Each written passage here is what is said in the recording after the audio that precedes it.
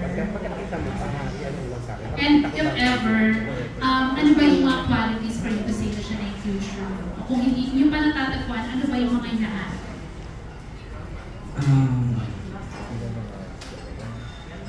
Kung natagpuan na yung future, ano yung mga katangian? Yun muna yung una, natagpuan mo na ba? Kasi syempre tayo, di ba, may mga parang pinapangarap tayo, bata pa lang tayo, na ito yung gusto kong makasama sa future. Ngayon ba masasabi mong natagpuan mo na yun? Hindi ko masabi na siya ang future ko eh. Ang siguro gusto kong masabi sana siya ang future ko. So kung ang tanong, natagpuan ko na ba? Hindi ko masasabi. Hindi natin masasabi kung sino yung soulmate natin. Pero ang nasa isip ko, sana siya ang future ko.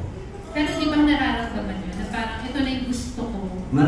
Ako, yung sa katangian naman, ako ngayon masasabi ko at peace out. Masasabi ko na masaya ako, kontento ako. So baka nga, siya. So yun, pero wala namang, ano ba, hindi masyadong mamadali. Hindi kami tumatakbo, hindi kami nakikipagkarera. Ano lang kami, ini-enjoy namin yung oras, ini-enjoy namin yung time. Kasi, gusto ko tuloy-tuloy. May problema man, pero malakas yung pundasyon namin.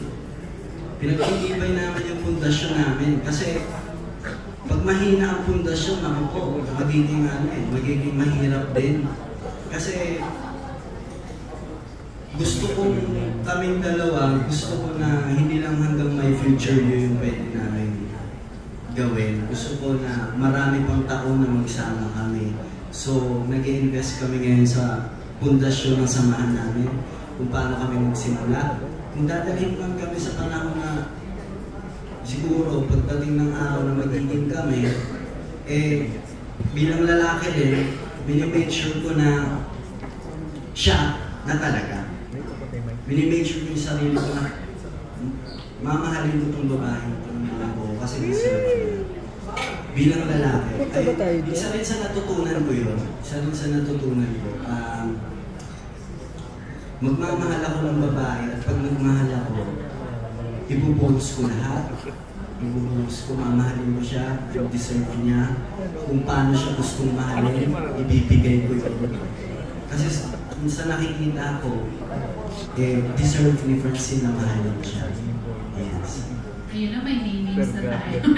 Pero, kasi bago si Francine, pwedeng sabihin mo muna, Seth, ano ba yung mga qualities na gusto mo dun sa makakasama mo na sa future mo? Unang-una, may pananampalataya. Tapos, takot sa magulang. Kasi naniniwala ako na pag ang babae takot sa magulang, ibig sabihin, isang malaking pulos yun, parang, respeto sa sarili. Marunong ng respeto. Yun ang gusto ko. Na hindi kailangan ng bastos. Na hindi nakakalimutan yung nararamdaman ko. Hindi palaging sa kanya nakatutok yung nararamdaman. Hindi palaging ang binavalid lang yung emotions niya. Gusto ko na sa babae ang nagtatanong kung okay ka lang. Kasi mas maganda na nagtanong kaysa magkikwento ako. Mas parang masarap sa pakiramdam na kahit hindi ka nagkwento, biglang may nagtanong. May ayos ka lang ba? Kesa, uy, Alga, usap tayo, may gusto ko sabihin, wala akong mapagsabihan. Parang mas maganda yung marunong magtanong, marunong makiramdam. So, yun po yung mga gusto ko sa magiging future. Francine, tanong ka na ba siya? Hindi, ikaw natagpuan mo na ba? Yung pinapangarap mo makasama in the future? Kung natagpuan ko na,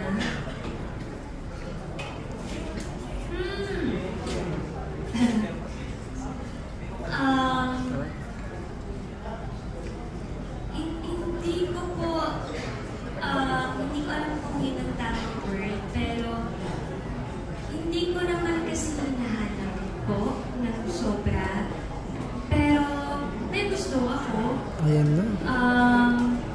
Siguro mas kesa natagpuan, mas nararamdaman ko na parang siya na. Wala? Mas ganun po. Kasi ako naman po, gusto ko lang sana sa future ko syempre, ayaw ko nung parang masyadong romantic. Mas gusto ko ng best friends talaga. Parang pareho yung ine-enjoy yung meron kayo. Yung hindi masyadong mabigat. Yung marunong makinig sa isa't isa. Yung tinatanggap at hindi minamasama yung nararamdaman mo.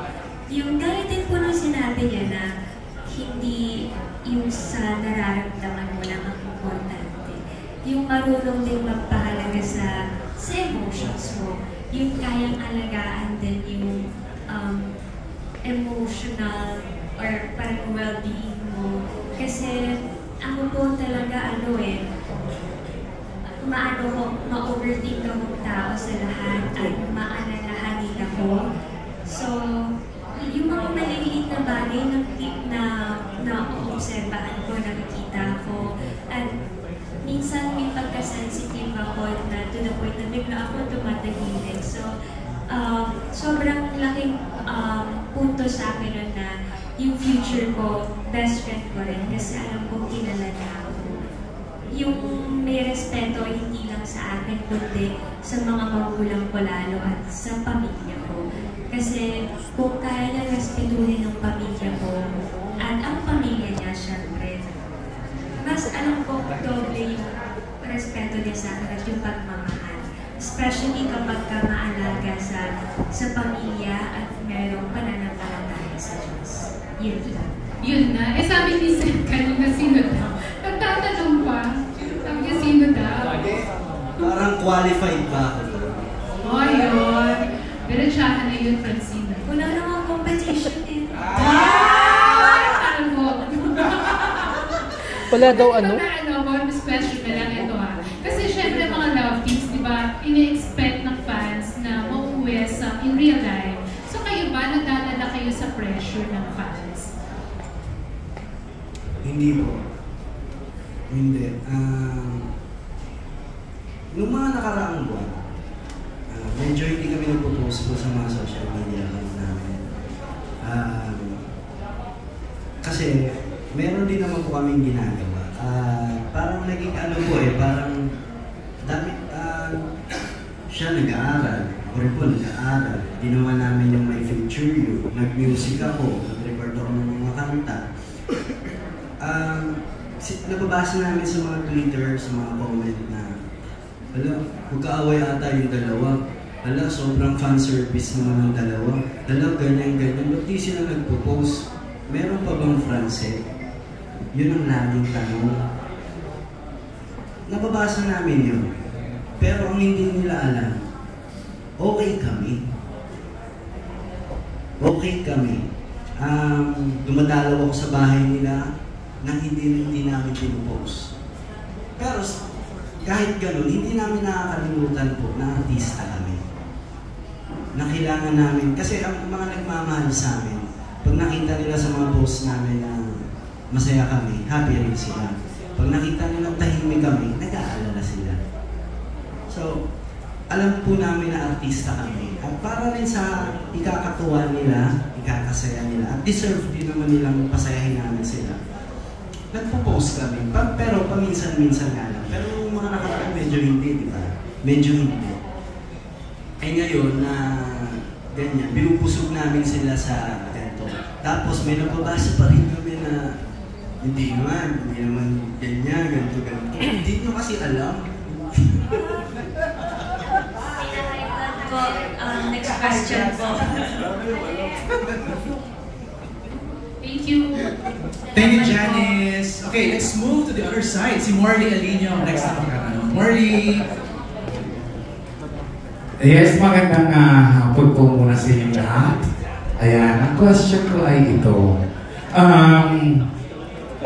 Sa panonood ng sinihan, particular na dito sa darating na Metro Manila Film Festival, Economically, sa dalawang ticket lang, karamihan, dalawang ticket o tatlong ticket lang ang nabibili dahil mahal ang sinihan. Sa palagay ninyo, kasi patanong lang ito, no?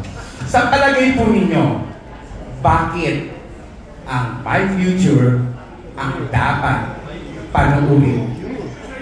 My Future You ang dapat panuurin ng mga tao. Next question. Next question na agad o. Yun na muna, Morley. So, let's ask, Mosang ikaw muna, bakit ito ang dapat unahin? Sa totoo lang, nung pinag-aaralan ko yung Metro Manila Film Festival itong nakaraang taon, very first time na merong rom-com. Di ba? Na ganito yung genre niya. First time. So, is this fantasy romance, direct, Chris? Fantasy, Yes. Fantasy romance. Okay. first time kasi, bakit siyang dapat sana mauna na panoorin? One, general patronage. You can bring your family. Christmas is about family.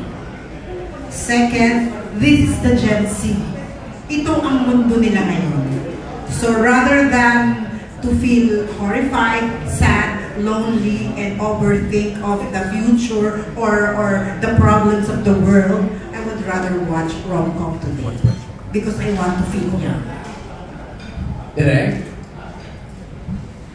Bakit ba may Pasko? I mean, it's for the family. Tsaka pag Pasko, we want to feel good. So I guess sa part na yun, nasi-serve yung purpose ng pelikula kasi the whole film is really feel good and it's for the entire family and it's rated G.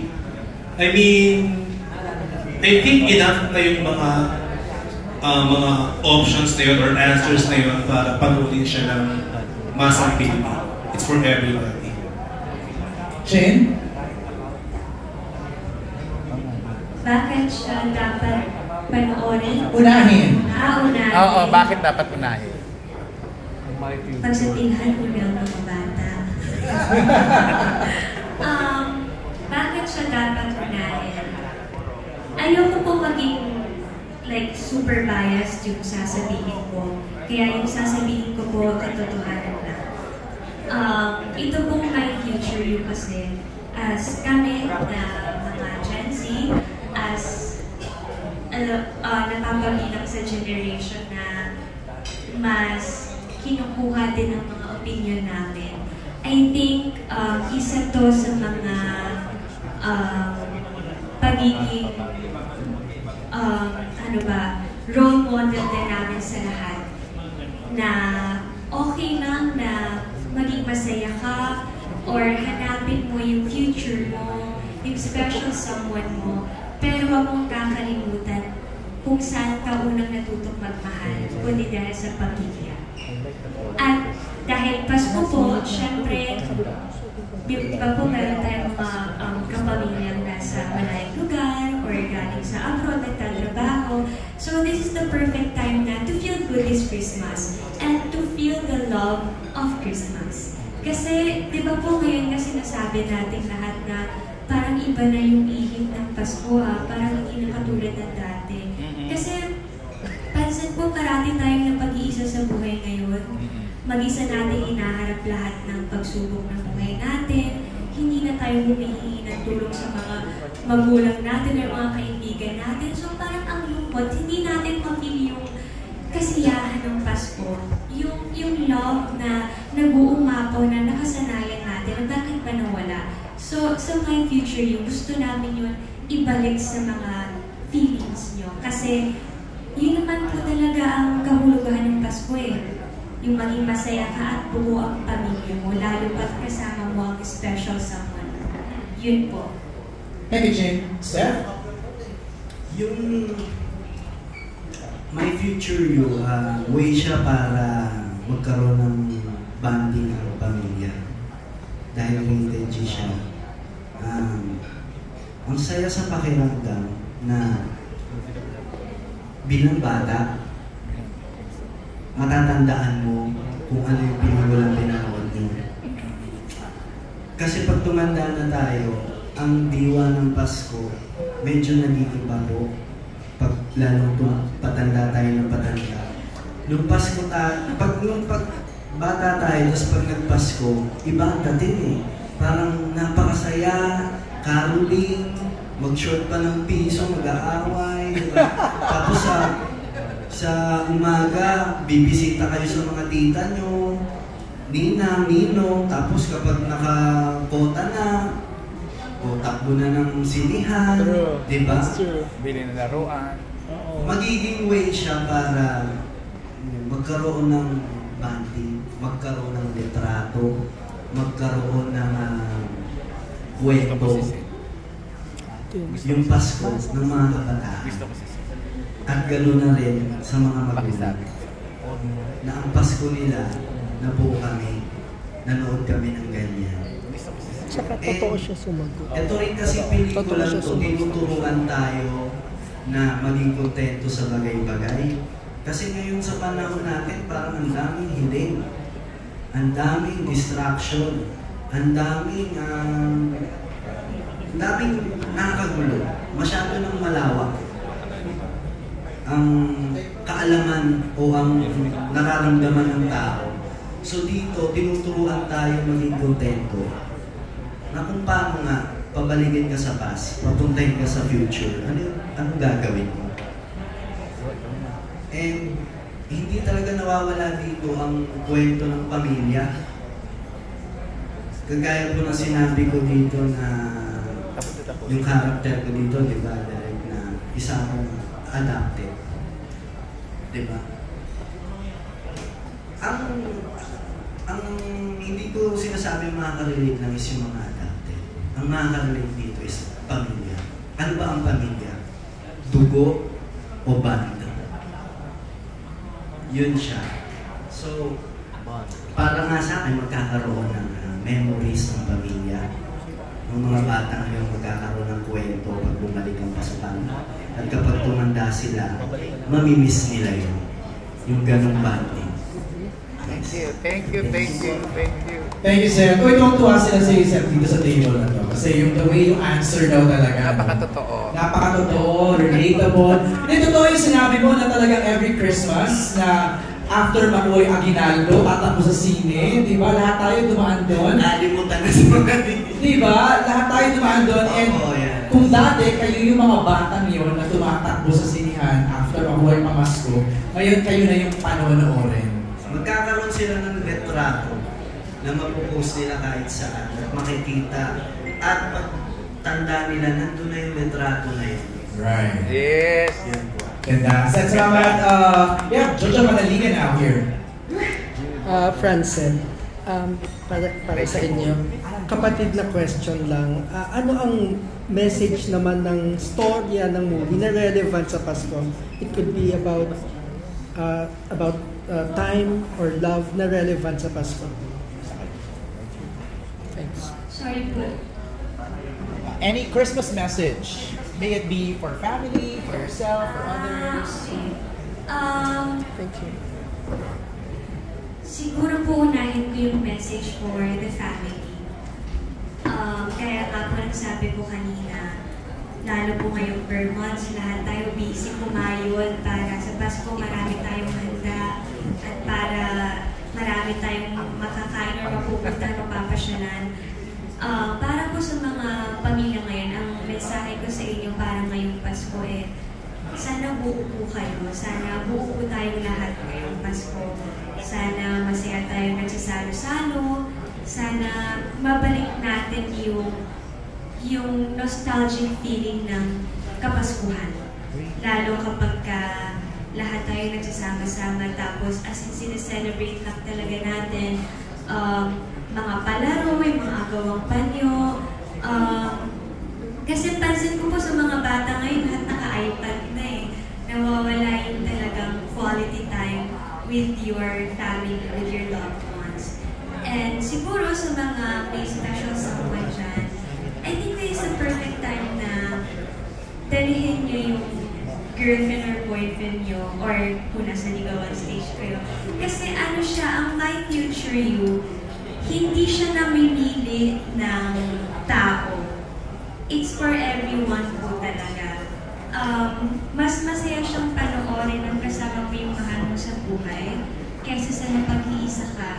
Kasi parang yung love na nanggagaling dun sa pelikula namin, gusto namin mahawakan din kayo at ipasa niyo yung love na yun sa mga mahal niyo sa buhay. Kasi sa pelikula po namin, hindi lang naman romance ang gusto namin ikwento eh. Ito ay about sa, gaya ng sabi ni Seth, ang pagiging kontento sa pamilya or sa kung anong meron ka ngayon, yung pagpapahalaga sa present time. Yung wala ka nang ibang hihingin pa kasi kontento ka na at grateful ka sa kung anong binigay sa'yo ng Diyos ngayon. So, ang sa akin lang, ang pinakamensahe ko sa inyong lahat, sana kasama niyo ang mga mahal niyo sa buhay ngayong Pasko at sama-sama kayo nagsasalo-salo sa Noche Buena. Thank you, Jill. Advance Merry Christmas. Si Seth, ikaw, Christmas message. Ano ang kadikit na salita ng Pasko? Pamilya. Walang hihigit sa Pasko pag masaya ang pamilya. Wala ka nang ibang hihilingin pa kapag masaya ang pamilya. Wala na sa mundong ito, wala ka nang hihilingin pa iba kapag masaya po ang pamilya niyo. At buo, kumpleto, ligtas. At gaya po ng sinabi ko, ang message talaga ng pelikulang ito, ang pamilya, pwede mo makuha yan sa kaibigan, pwede mo makuha yan sa katrabaho, pwede mo yan makuha sa, sa mahal mo sa buhay. Minsan nga sa strangers, diba? You find family, Diba? with strangers. Sa mga tambay, pwede kang makakuha ng pamilya. Lahat, at yung pagmamahal po yun. At yung pagiging kontento sa pamilya, napakalaking bagay ito na, napakalaking bagay na kontento ka sa pamilya mo. Wala kang hinihiling na iba. At yung pamilya mo, kontento rin, nararamdaman mo rin sa kanila na kontento rin sila sa kung anong meron kayo.